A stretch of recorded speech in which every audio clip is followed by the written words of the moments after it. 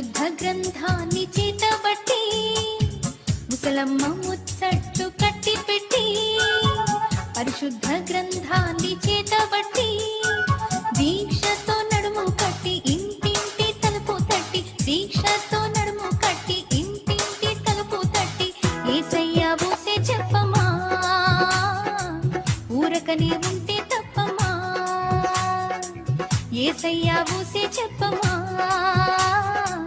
ఊరకనే ఉంటే